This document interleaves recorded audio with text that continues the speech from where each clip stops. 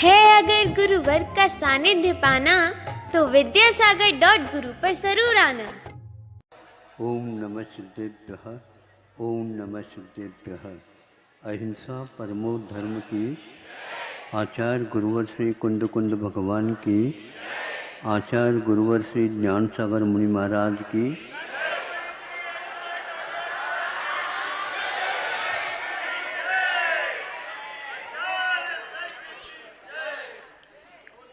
एक प्रसंग सुनते हैं।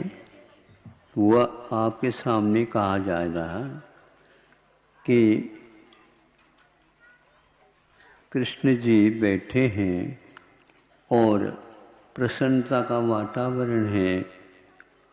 आजू बाजू में भामा और रुक्मिणी बैठी हैं।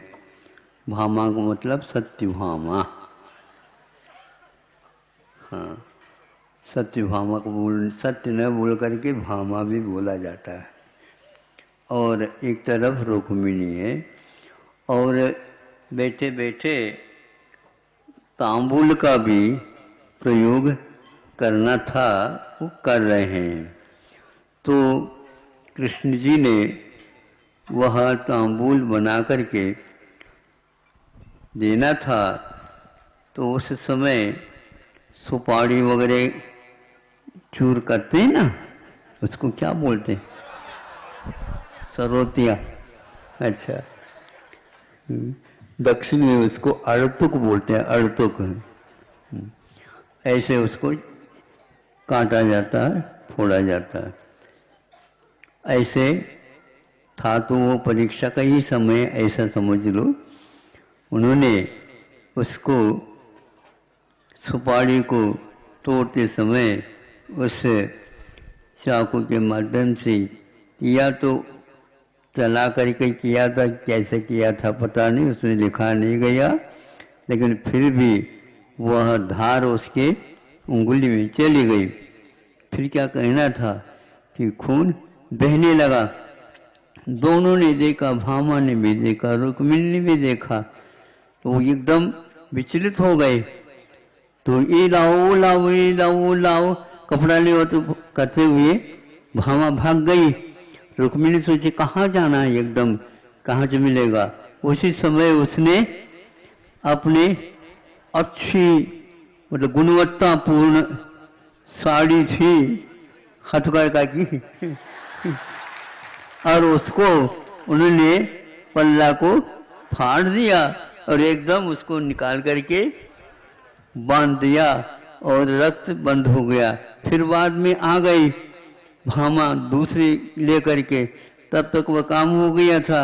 बताया गया कि ऐसा ऐसा हो गया।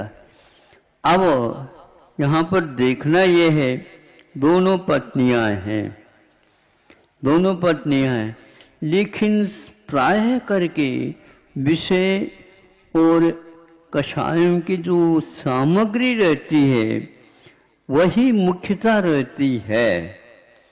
नहीं समझे तो वह हमेशा हमेशा विषयोन्मुखा सागारा सन्मुखा विषयोन्मुखा।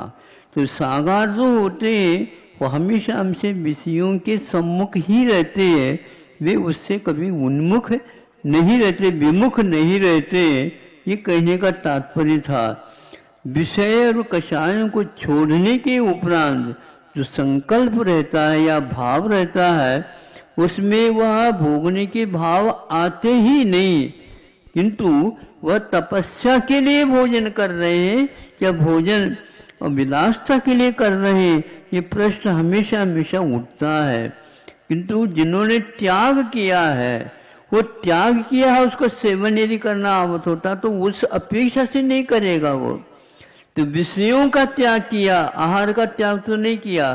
5 इंद्रियों के निरोध रूप 5 गुणों को स्वीकार किया और मन को जीतने रूप उसको भी जीत किया है।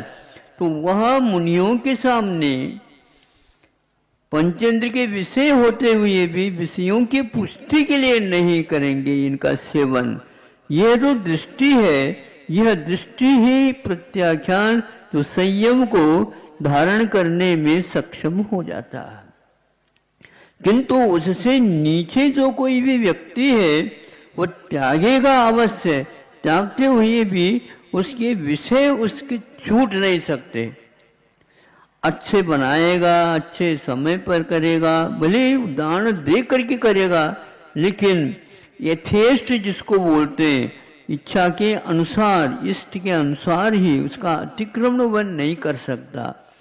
वो यथेष्टपन को छोड़ता नहीं है, इसलिए उनका गुणों के प्रति जो भाव होना चाहिए प्रत्याख्यान के प्रति, वो नहीं हो पाता। खाना भोजन करने के उपरांत त्याग करना अलग वस्तु, वो भी कब तक त्याग किया? जब तक अंतों का समय नहीं है। बोलो ना, सही है ना? हाँ तो बोलो। हाँ, इसीलिए आप कितनी भी त्याग करो और प्रत्याख्यान भी करो, तो भी आप उसका प्रत्याख्यान विषयों की अपेक्षा से नहीं करते, किंतु केवल दिनों की अपेक्षा से प्रत्याख्यान करते हैं। जीवन पर्यंत के लिए जो त्याग होता है और आजीवन के लिए जो होता है, पांचों इंद्रियों का, विषयों का त्याग, और इनका विषय अभी जब पूजन आपने कर ली तो पूरे पूरे त्याग कर रहे हैं। एक ब्रह्मचारी जी ने आज पूछा, महाराज अध्यात्म प्रत्यक्ष तथंग भूत अभ्यंतरम केवलम अपरम, तो इसकी पंक्ति का क्या अर्थ है, रहस्य क्या है? तुमने कहा बहुत सहज अर्थ है इसमें। जो अध्यात्म वृत्ति वाला होता है उसके लिए बंध और निर्जरा के लिए कारण उसके भाव मात्र ही है, किंतु इससे पूर्व में जो अपने दोषायन आलम कनिका विशेष, ये भी एक पंक्ति आती है। इन पुजारी दो प्रकार के, एक श्रमण और एक श्रावक। तो श्रावक जो करता है वह एक प्रकार से दोष लगाता है, क्योंकि उसका तो पूरा त्याग हो नहीं सकता, तो वह अष्टमंगल द्रव्य के साथ उसको पूजन करता है, रचता है। और अष्टमंगल द्रव्य है क्या है? वो केवल खाने पीने की सामग्री के अलावा और कुछ है ही नहीं, किंतु वह चढ़ाने के अपेक्षा से जब चढ़ाता है उसमें कुछ दोष भी लगते हैं, किंतु वह कैसे है कि वह समुद्र है, काय का समुद्र है? अमृत का, और एक विष की कणिका है। विष की कणिका यदि अमृत सिंधु में डाल दी जाए उसका कोई फर्क पड़ने वाला नहीं है, ये स्वामी समंतभद्र कह रहे हैं। लेकिन फिर भी यह बाहरी जो विष की कणिका है, सावधि का स्वरूप है, यह उसके लिए बंद के लिए कारण हो जाता है। और मुनि महाराज के लिए जो भगवान के भाव कर लिया उन्होंने, भक्ति के भाव, वही एकमात्र चढ़ाना होता है और कोई प्रस्तुति नहीं। ज़्यादा ज़्यादा चढ़े तो अपने हाथ को श्रीफल का रूप दे देता है और अपने मस्तक को उनके चरणों में रख देता है, यही उनका चढ़ा हुआ है, और कुछ क्या कर सकते हैं। लेकिन काम जो होता है, मुनियों के लिए जो काम होता है, वह असंख्यात गुण कर्म निद्रा का, कभी भी गृहस्थ को जीवन में कितनी भी नारियल चढ़ा लो, सुन रहे हो, सोने का भी नारियल चढ़ा दो तो भी ठीक है। और हमारा एक ही इतना जोड़ लिया है तो लाखों करोड़ों रत्नों के श्रीफल भी चढ़ाएं तो भी कम है। इसलिए गुणों के अपेक्षा से हमारे यहाँ पूजन, पूज्य, पूजक इत्यादि की विवक्षा बना करके चलाते हैं। तो भामा भी पत्नी थी, रुक्मिणी भी पत्नी थी, किंतु रुक्मिणी के मन में ये मन भाव नहीं आया कि भामा को तिरस्कृत करना है, नहीं, ऐसे भाव तो कर ही नहीं सकते। किंतु वह एकदम देखा खून को अब बहता हुआ, अब क्या किया जाए, भागते हुए आ जाए तब तक तो ये रुकेगा कैसे। तो एकदम वह अपने कपड़े को, साड़ी उपकरण है उसके लिए, वह अपना पहनाव है, किंतु उसकी ओर उसको गौण वृत्ति करके एकदम उसको फाड़ करके बांध दिया। ये गुणशुभ प्रमोद बोलते हैं इसको। आचार्यों ने कहा कि सम्यक दर्शन के साथ यह प्रमोद भाव हमेशा होता है। गुणियों के प्रति प्रमोद भाव होना ये सम्यक दृष्टि का सहज भाव है। इस प्रकार कृष्ण जी ने सोचा, देखो ये भामा से भी बहुत ही आगे की गुणवत्ता की अपेक्षा से आगे है। ये ऐसा नहीं है कि इनके लिए नंबर कम दिया जा रहा और इनको ज़्यादा दिया जा रहा, नहीं, वो लिया जाता है, दिया नहीं जाता।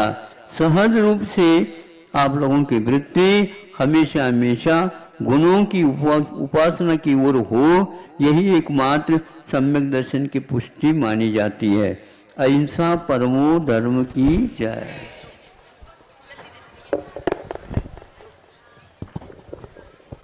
है अगर गुरुवर का सानिध्य पाना तो विद्यासागर.गुरु पर जरूर आना।